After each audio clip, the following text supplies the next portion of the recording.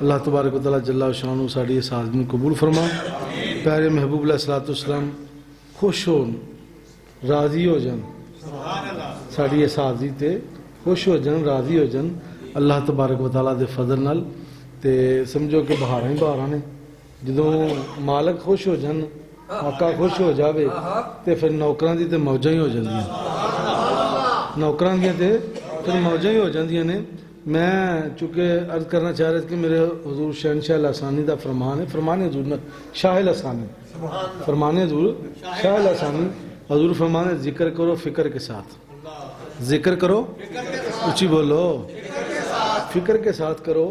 ذکر ہمیشہ فکر کے ساتھ ہونا چاہیے. یہ ہمارے شیخ کا حکم ہے. شیخ فرماتے ہیں کہ ذکر کرو فکر کے ساتھ. عرض کیا حضور ذکر کیا ہے اور فکر کیا ہے؟ تو میرے حضور بابا شکار رحمۃ اللہ علیہ فرماتے ہیں حضرت صاحب فرماتے ہیں کہ آپ فرماتے ہیں کہ ذکر جو ہوتا ہے نا وہ رب العالمین کا نام نامی اسم گرامی. اور فکر حضور فرمایا فکر جو ہوتا ہے نا وہ تصور شیخ ہے. وہ تصور شیخ یعنی کہ شیخ کا تصور کر کے ذکر کرو.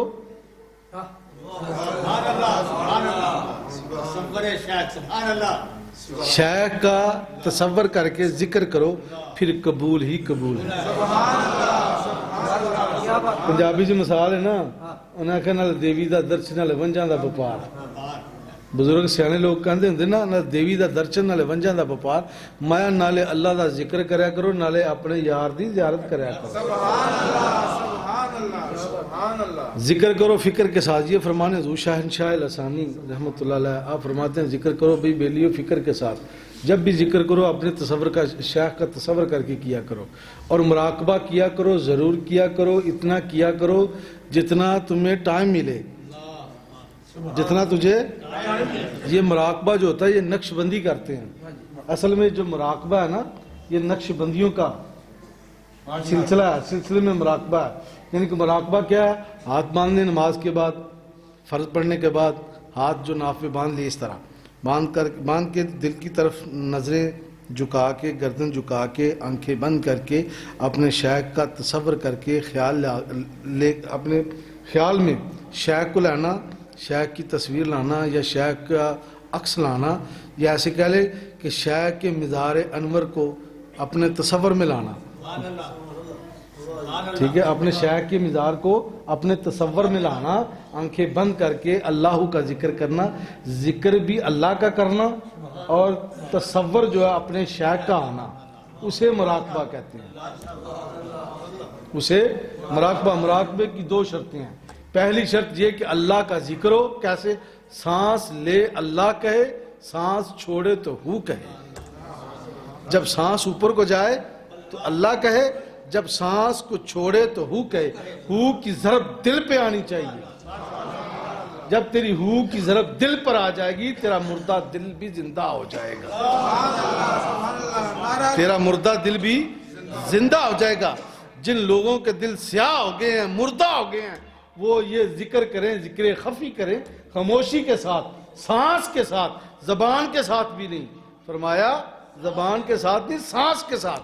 جب سانس لے تو اللہ کہے جب سانس لے بیٹھ جائیں آپ. جب سانس لے تو اللہ کہے جب سانس کو چھوڑے تو ہو کی ضرب اللہ ہو. یعنی جب اللہ کہنا ہے تو سانس جب اوپر جائے جب سانس اوپر جائے باہر کو آئے تو یہ کہنا اللہ.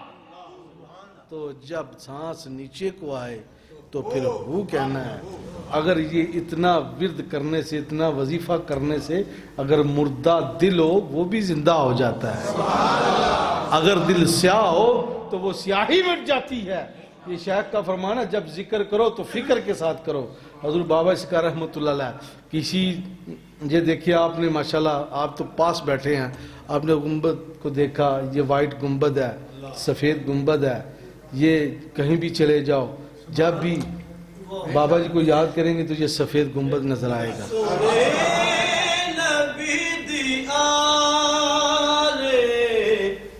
عابد حسین شاہ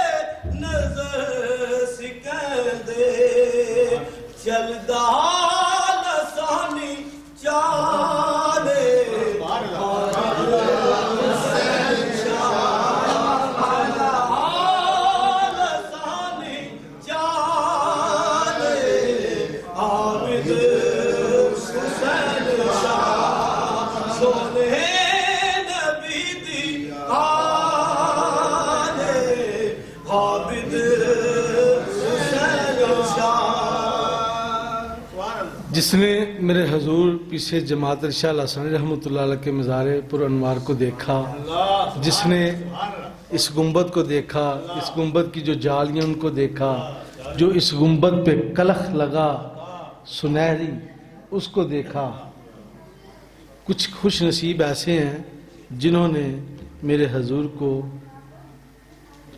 کھدر کی ٹوپی، کھدر کی سفید لٹھے کی مقدس کہہ لیں کہ لٹھے کی کھدر کی قمیض اور لٹھے کی سفید ٹوپی پہنے دیکھا۔ میں سمجھتا ہوں اس ٹوپی پہ جو لٹھے کی سفید ٹوپی ہے اس پہ کروڑوں تاج، کروڑوں تاج، شہنشاہی قربان۔ میرے شیخ کی جو ٹوپی ہے نا، جو کھدر کی ٹوپی ہے یا لٹھے کی کہہ لو، کھدر کی قمیض کہہ لو یا لٹھے کی قمیض کہہ لو، اکثر میں نے پڑھا ہے کتابوں میں کہ حضور شہنشاہ لاسانی کا جو لباس تھا نا، میرے بابا جی کا یا حضرت کا لباس جو تھا نا، وہ کھدر کی جو قمیض تھی اور لٹھے کی سفید ٹوپی تھی، بہت سادہ سی، بہت سادہ سا لباس تھا۔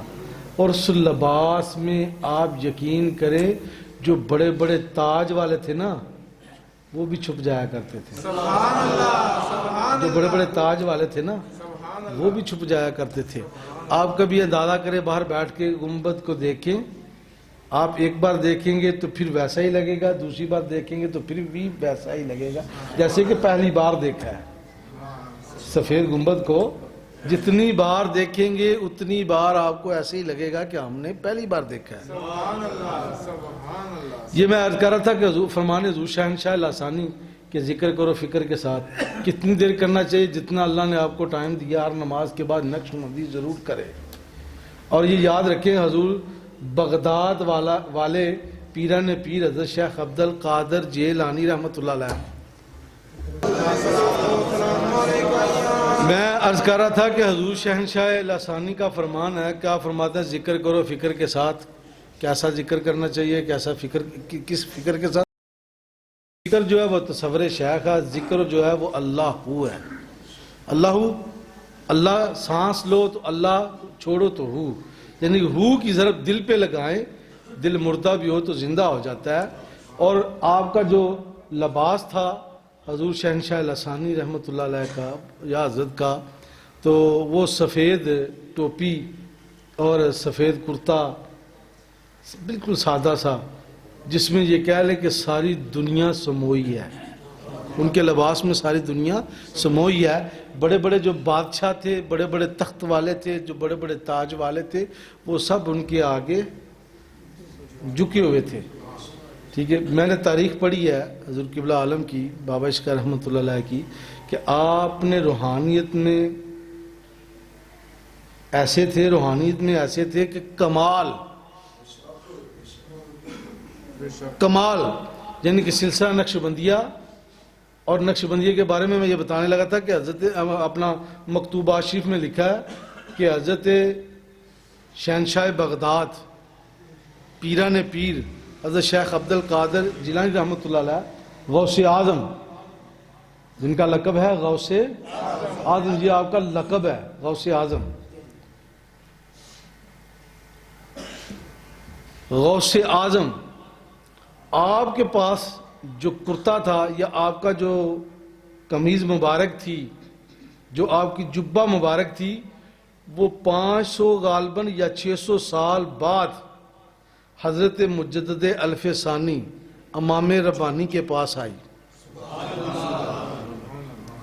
500 یا 600 تقریباً راؤنڈ باؤنڈ، اس کے 500 یا 600 سال کے راؤنڈ باؤنڈ، جو بعد میں لکھا ہے کہ حضرت مجدد پاک کا جو دور تھا وہ حضور غوث پاک سے کافی بعد کا تھا، 500 سال یا 600 سال، یعنی کہ زیادہ 600 سال کے بعد کیا لیں یا 500 سال کے بعد آپ کا جبہ مبارک چلتا چلتا چلتا حضور مجدد پاک کے پاس آ گیا۔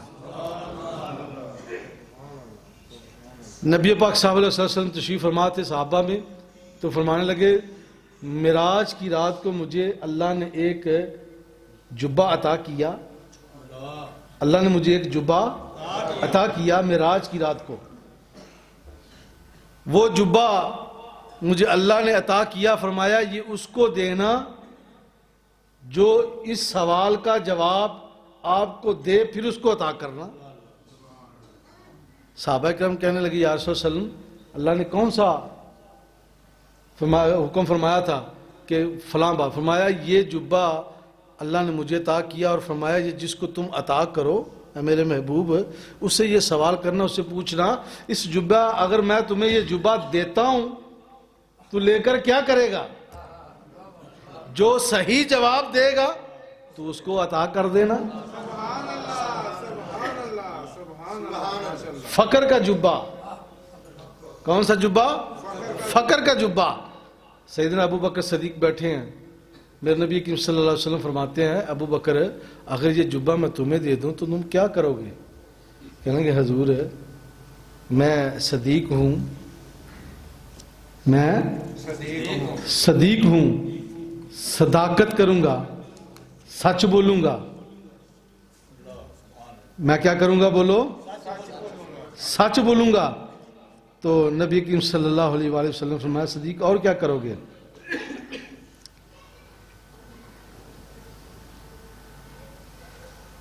فرمایا اطاعت کروں گا, اطاعت کروں گا. پھر آگے نبی کریم صلی اللہ علیہ وسلم نے حضرت عمر سے پوچھا اگر یہ خرقہ, یہ جبہ میں تمہیں دوں تو تم کیا کرو گے؟ تو حضرت عمر رضی اللہ تعالیٰ عنہ فرماتے ہیں, عرض کرتے ہیں یا رسول اللہ صلی اللہ علیہ وسلم میں عدل کروں گا اور انصاف کا خیال رکھوں گا. میں عدل کروں گا اور انصاف کا خیال رکھوں گا. نبی کریم صلی اللہ علیہ وسلم نے حضرت عثمان غنی ذو النورین سے پوچھا اگر یہ جبہ, یہ خرقہ میں تمہیں دے دوں تو کیا کرے گا؟ تو حضرت عثمان غنی ذو النورین بولے, عرض کرنے لگے کہ میں خرچ کروں گا اور بخشش کیا کروں گا, خرچ کروں گا اور بخشش کیا کروں گا. آگے مولا علی کرم اللہ وجہہ سے نبی کریم صلی اللہ علیہ وسلم فرمایا اے علی اگر یہ جبہ میں تمہیں دوں, اگر یہ جبہ میں تمہیں دوں تو اس جبے کا کیا کرے گا؟ مولا علی کرم اللہ وجہہ آپ نے فرمایا آقا جب یہ جبہ آپ مجھے عطا کریں گے تو میں اللہ کے فضل سے یہ جبہ پہن لوں گا, پہن کے میں لوگوں کا پردہ فاش نہیں کروں گا بلکہ لوگوں کے پردے رکھوں گا. سبحان اللہ. نعرہ تکبیر, نعرہ رسالت, نعرہ تحقیق. فرمایا میں پردہ پوشی کروں گا اور جو اللہ کے بندے ہوں گے ان پر پردے ڈالوں گا. نبی اکرم صلی اللہ علیہ وسلم فرمایا یہ جبہ میں تمہیں عطا کرتا ہوں. اگر جبے کی بات دور نکل جائے گی, حضرت اویس کرنی کے پاس جبہ, حضرت ام سلمہ کے پاس جبہ, حضرت عائشہ صدیقہ رضی اللہ تعالیٰ عنہ کے پاس جبہ. آپ فرماتی ہیں کہ نبی کریم صلی اللہ علیہ وسلم کے وصال مبارک کے بعد جب بھی کوئی بیمار آتا, جب بھی کوئی بیمار آتا, میں حضور کے جبے کو, حضور کے اپنا جناب اعلیٰ کرتے کو بھگو کر پانی میں نکالتی اور جو پانی بچ جاتا, جس پانی سے میں حضور کا جبہ مبارک نکالتی, وہ بیمار کو پلا دیتی, اللہ شفا دے دیتا. اللہ شفا دے دیتا. بے شمار ایسے ممبر کو چومنا, یہ بھی سنت صحابہ ہے. چومنا, تبرکات کو چومنا سنت صحابہ ہے. بلکہ ابو بکر صدیق رضی اللہ تعالیٰ سرکار کے وصال کے بعد کی بات ہے. آقا کا وصال ہو گیا ظاہری, تو ابو بکر صدیق نے پیشانی پر میرے نبی کے بوسہ دیا. یہ صحابہ کی سنت ہے چومنا. بعض نے لکھا ہے کہ قبروں کو چومنا, مزارات کو چومنا, جس طرح کہ حجر اسود کو چومنا. بعض نے لکھا ہے کہ حضرت اسود کو جو چومتے ہیں نا, حجر اسود کو, وہ اس پتھر کے چومنے کی نسبت سے صحابہ نے چوما, تبع تابعین نے چوما, جو ابدال تھے, غوث تھے, کتب تھے, سب نے حجر اسود کو چوما. چومنا ان سے ثابت ہے. بعض نے کہا بھئی بعض جو جبے کے حوالے دیتے ہو وہ جبے جو ہے نا تب تو ان کا اپنا دور ہی نہیں تھا، ان کا جو کہنے کا اپنا وقت ہی نہیں تھا، وہ تو بہت بعد میں آئے۔ میں نے کہا حضرت یہ بتائیں حضرت ابراہیم علیہ السلام کا جو کرتا تھا، جو جبہ تھا، ان کے دور میں حضرت یعقوب علیہ السلام تھے؟ ابراہیم کے دور میں نے کہا بتائیں مجھے، حضرت مجدد پاک حضور غوث پاک کے دور میں تھے؟ نہیں۔ جب تھے نہیں تو اس کا مطلب ہے وسیلے سے ملا۔ اگر ابراہیم کا کرتا چلتا چلتا حضرت یعقوب کے پاس آیا، اس کا مطلب ہے وسیلے سے آیا، آ گیا۔ ابراہیم کا کرتا حضرت یعقوب کے پاس آیا، حضرت شیخ عبد القادر جیلانی رحمت اللہ علیہ کا آپ کا جبہ مبارک 500 یا 600 سال کے بعد حضرت مجدد پاک کے پاس آیا۔ یہ تو رکاوٹ نہیں ہے نا، یہ تو کوئی رکاوٹ نہیں ہے کہ وہ ملا نہیں، وہ آیا نہیں۔ حضرت حسن بصری کے بارے میں وہ لوگ بغض رکھتے ہیں۔ حضرت حسن بصری کے پاس حضرت مولا علی کا جبہ تھا، کیسے آیا؟ ایسے ہی آیا۔ حضرت امام حسن کا جبہ، مولا علی کرم اللہ وجہ کا جبہ حضرت امام حسن کے پاس آیا، اور حسن پاک سے حضرت حسن بصری کے پاس آیا۔ یہ تو منتقل ہوتے رہتے ہیں، تبرکات جو ہوتے ہیں وہ منتقل ہوتے رہتے ہیں، اور وہ جو تبرکات کی عزت کرتے ہیں، جو تبرکات کو سمجھتے ہیں، وہی ان کی حفاظت کرتے ہیں، وہ سنبھال کے رکھتے ہیں۔ جنہاں دے بزرگ ہی نہ ہون انہوں نے کی پتہ لگے تبرکات کی ہوندے ہیں؟ تبرکات تو انہوں نے بھی پتہ نا جنہاں دے بابے ہون۔ ہاں جی، ساڑھے ویڑے دے سارے بابے نے، سنی نے، اللہ دے ولی نے، ساڑھے دے جناب اللہ کار دے باہر دے دروازے تو لے کے اندر تک جڑے اندر نے انہاں تک ساڑھے ولی نے، ساڑھے ویڑے دے وچ ولی نے، کوئی بدعت کوئی شرک والے نہیں۔ یہ مرکز ہے ولایت کا، یہ مرکز ہے ولایت کا،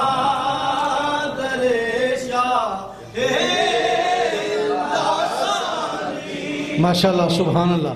میں کہہ رہا کہ تبرکات دے قدر وہ لوگ کر دینے، تبرکات کی قدر وہ کرنگے جنہاں دے بزرگ نے، جنہاں دے کار ولی نے۔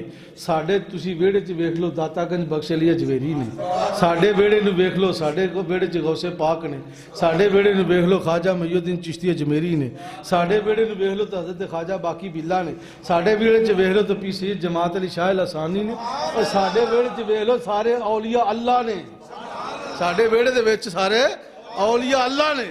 اسی اللہ والے نال یاری لائیے ہیں، اور دوزخ میں تو کیا میرا سایہ نہ جائے گا، کیونکہ رسول پاک سے یہ دیکھا نہ جائے گا۔ اور کی محمد سے وفا تو نے تو ہم تیرے ہیں، یہ جہاں چیز کیا ہے لہو قلم تیرے ہیں۔ خوش رو خیل چمن ہم مسافر الوداع، زندگی رہی تو پھر ملیں گے جب کبھی موقع ملا۔ وآخر دعوانا الحمدللہ رب العالمین۔ سارے دوست سنتا دا کر لیں۔ ایک منٹ سنتا ہے، ایک منٹ عرفان آ جائے، بات لے کے جانا سر۔